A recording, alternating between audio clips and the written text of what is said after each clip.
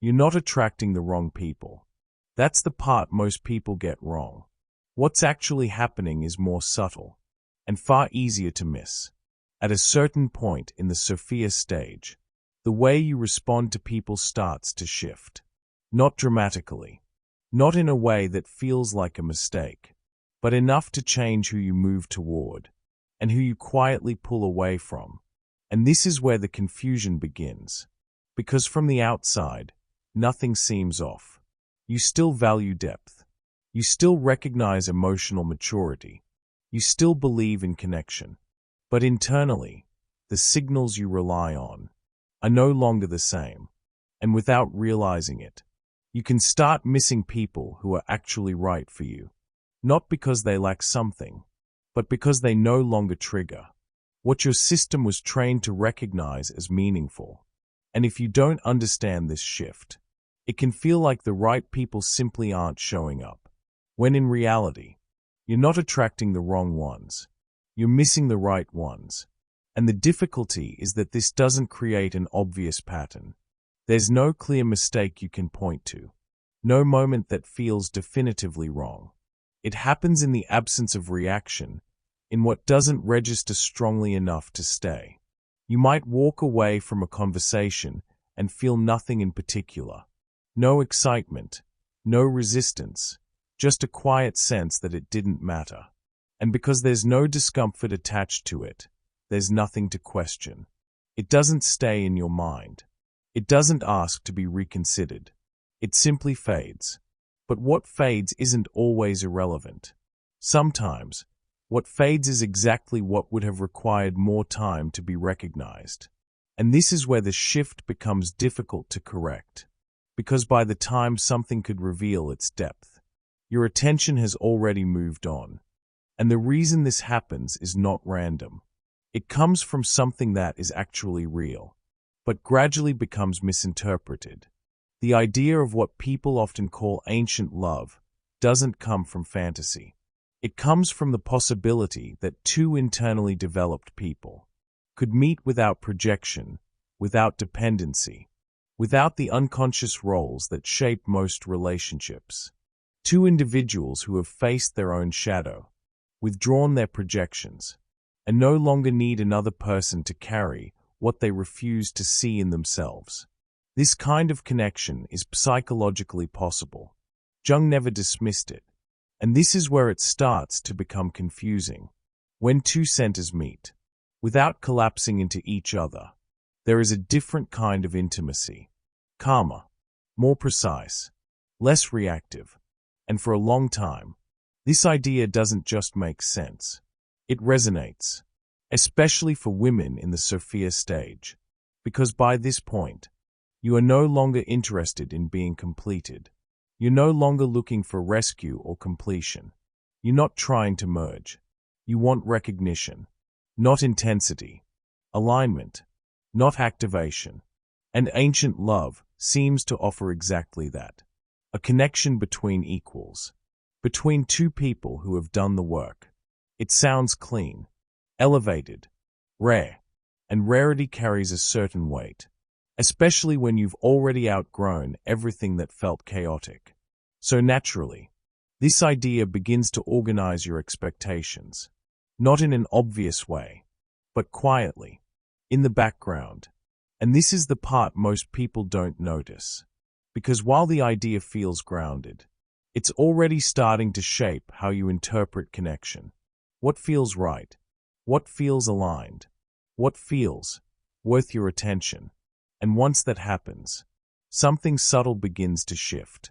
Not in the idea itself, but in the way your perception starts filtering reality through it. Something important happens here. Once that expectation is formed, it doesn't just shape what you're looking for. It starts shaping what you respond to. And this is where the shift settles in. Nothing breaks. Nothing calls attention to itself. Everything still makes sense. The idea still feels valid. But the way you experience it is no longer the same. What changes is the way it's experienced. Most of that shift doesn't come from within you.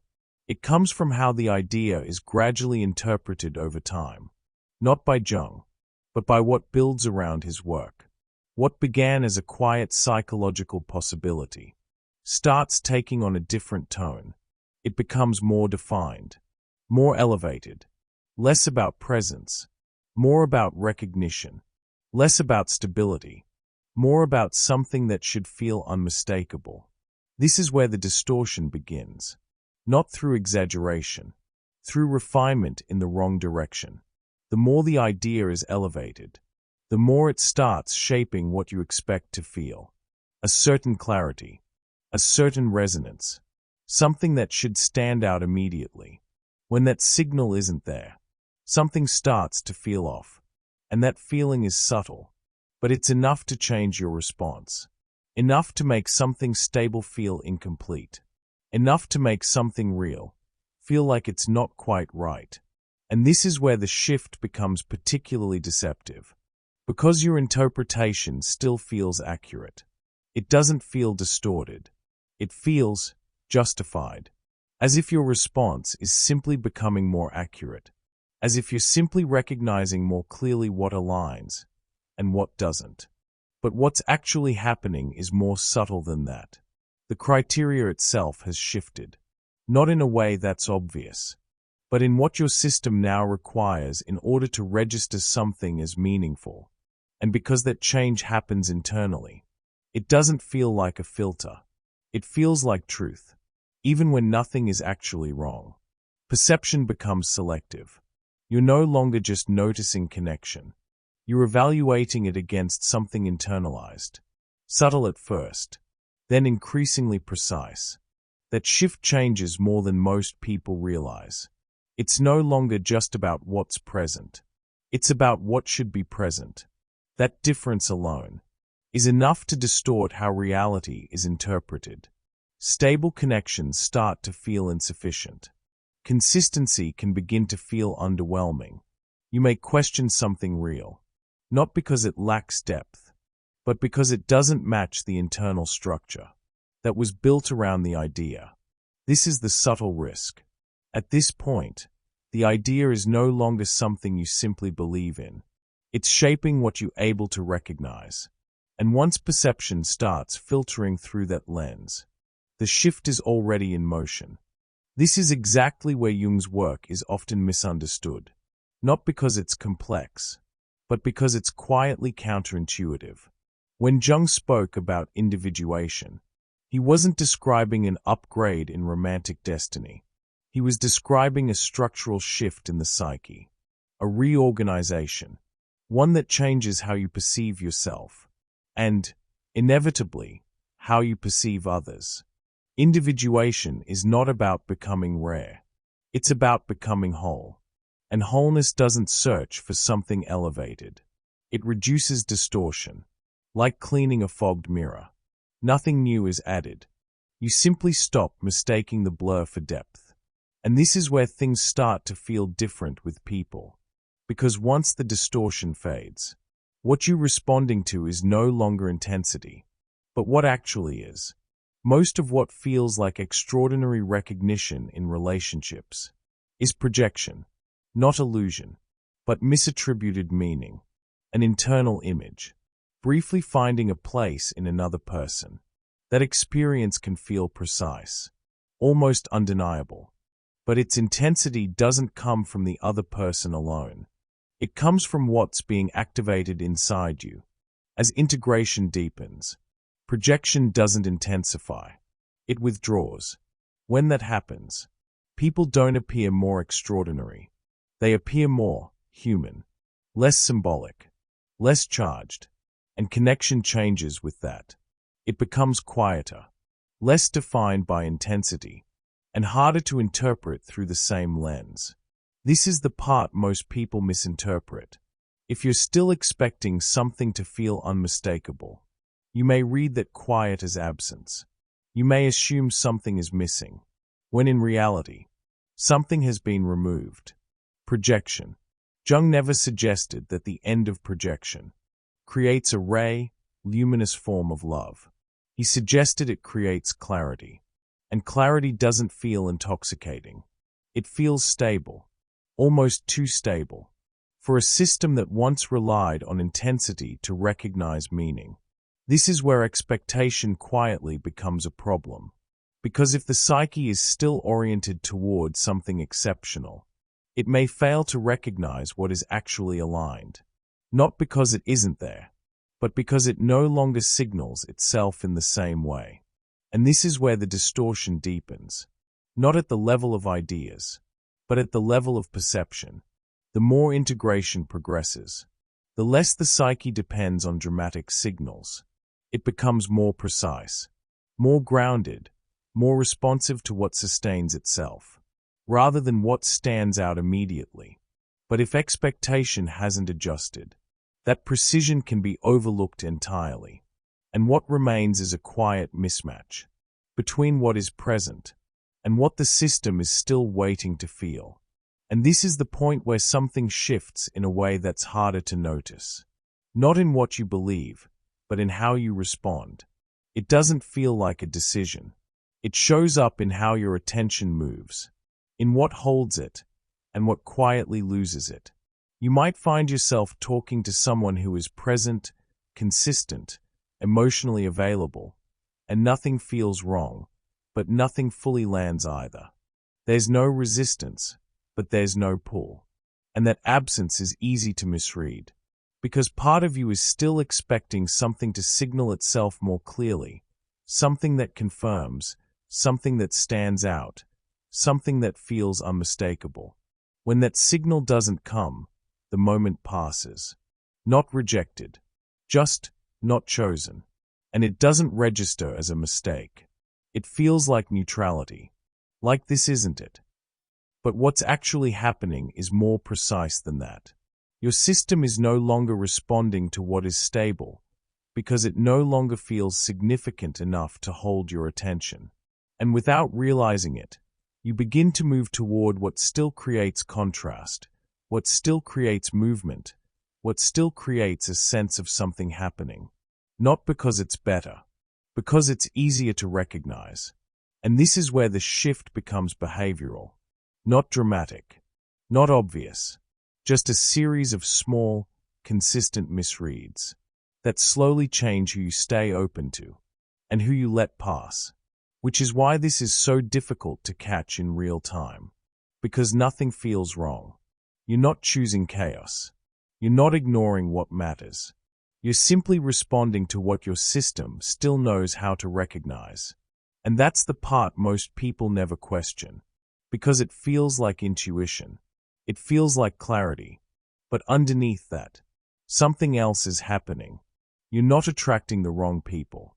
You're missing the right ones. This is where the change becomes visible, not all at once, but in the way you begin to relate to what's in front of you. From the outside, nothing dramatic shifts. You still meet people, conversations still happen, interest is still there. But internally, something is no longer operating in the same way, and that difference starts to reorganize what you notice without announcing itself. What once felt clear and immediate begins to lose intensity, and recognition no longer arrives in that sharp, unmistakable way. It builds instead, almost quietly, through consistency, through repetition, through what remains stable over time. And if part of you is still expecting something to stand out instantly, something that confirms itself right away, this can feel like a loss. Like the connection isn't fully there. Like something is missing. But nothing is missing. The signal has changed. And this shows up in very specific ways. You may meet someone who is emotionally available and feel almost neutral about it. Not because there's no connection, but because there's no intensity guiding your attention. You may find yourself questioning something consistent, while feeling drawn to something less stable, but more activating.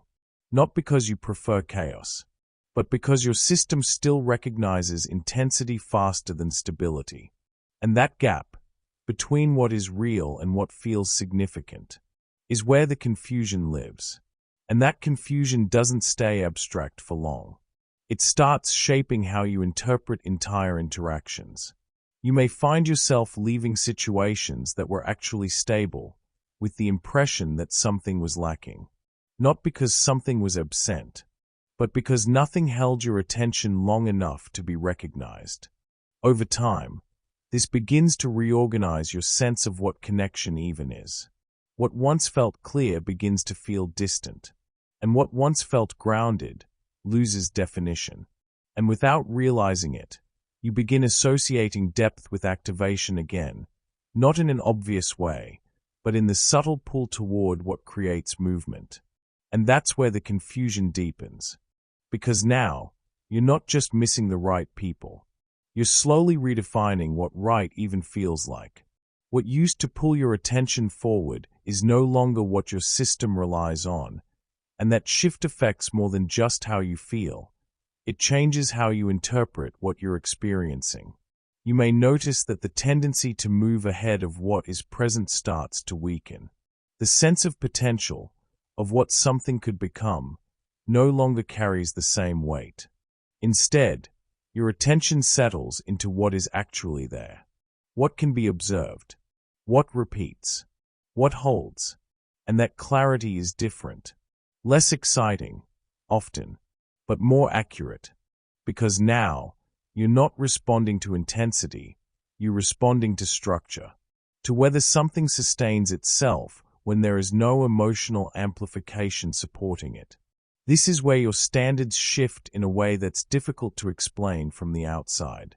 They don't become higher in the way people usually imagine. They become more precise, more functional. You begin to notice things that previously blended into the background: consistency, follow-through, stability under pressure, not just how someone expresses depth, but how they maintain it when it's no longer being actively demonstrated. And this is where something subtle can feel unfamiliar, because calm starts replacing intensity. And calm doesn't announce itself. It doesn't create urgency. It doesn't pull you in. It doesn't demand interpretation. It simply remains. If your system was once oriented around emotional signal, that absence of urgency can feel like absence altogether, like something important isn't happening. But this is where the shift becomes irreversible, because you're no longer organizing yourself around the idea of something rare. You're responding to what is real, without amplifying it, without diminishing it, and without needing it to feel extraordinary in order to recognize its value. There is, however, a quiet cost to this shift, not because something valuable was lost, but because something that once carried energy no longer does. The idea of rare love, even if you no longer depended on it, still held a certain momentum. It gave shape to possibility. It made the future feel slightly charged, as if something meaningful might eventually reveal itself in a way that would be unmistakable. And when that layer begins to dissolve, what replaces it is not emptiness. It's neutrality. Life feels steadier, clearer, but also less cinematic. There's no quiet sense that something extraordinary is waiting just beyond where you are. No subtle anticipation organizing your attention in the background. And that absence can feel unfamiliar at first. Not like loss. Not like disappointment. Just a different emotional landscape. One where the intensity that once gave meaning to possibility is no longer required. There may even be moments where you miss it. Not the people themselves, but the feeling that something significant was unfolding. The sense that an interaction carried weight beyond what was immediately visible. That subtle anticipation, that something meaningful might reveal itself if you stayed long enough. And without that, connection can start to feel quieter than expected. Not empty, not wrong, just less defined by momentum. And that can create a strange kind of doubt. Not about others, but about your own ability to recognize what matters. Because when intensity is no longer guiding your perception, you're left with something far less obvious. Something that doesn't announce itself. Something that has to be noticed differently. And that difference changes how time itself feels inside connection. Because when intensity is no longer guiding you, things don't accelerate in the same way. they unfold. More slowly, more quietly, in ways that don't immediately stand out, but that become clearer the longer they remain. And that requires something your system may not be fully used to yet. Staying long enough for something real to become visible, without needing it to announce itself. And that can feel unfamiliar, not because something is missing, but because something is no longer being exaggerated. And without exaggeration, recognition takes a different kind of attention, not because it was accurate, but because it created a sense of movement, the feeling that something was unfolding into meaning. Letting that go can feel like stepping out of a narrative you didn't realize you were inside, a narrative where depth meant rarity, where alignment meant recognition, where something real would eventually announce itself. And without that structure, something subtle changes in how you experience yourself. You're no longer waiting. You're not scanning for something that stands apart. You're simply present with what is, without elevating it, without reducing it, without needing it to become something more than it already is. And this is where the shift settles into something stable, not as an idea, but as a way of perceiving. Love is no longer something you imagine in its highest form. It's something you recognize in its most functional one, not because it feels extraordinary, but because it holds, because it continues, because it works. And that kind of clarity doesn't create intensity. It creates proportion. Things stop needing to feel larger than they are in order to matter. What remains is quieter, more grounded, less defined by anticipation, and more by presence. And from that place, something unexpected happens. You don't feel like you've settled. You feel like you've stopped exaggerating. And without exaggeration, what is real becomes easier to see. Not elevated, not rare, just something that no longer needs to prove itself. This is why something important can pass without being recognized. Not because it isn't there, but because it no longer presents itself in the way you were trained to recognize. And that's what makes this shift so easy to misunderstand. Because nothing is broken. You're just no longer responding to the same signals. And that, in its own way, is more than enough. The patterns shift. The dynamics feel different. And sometimes, it's not immediately clear why. I broke that down in the next video, and you'll likely recognize it faster than you expect.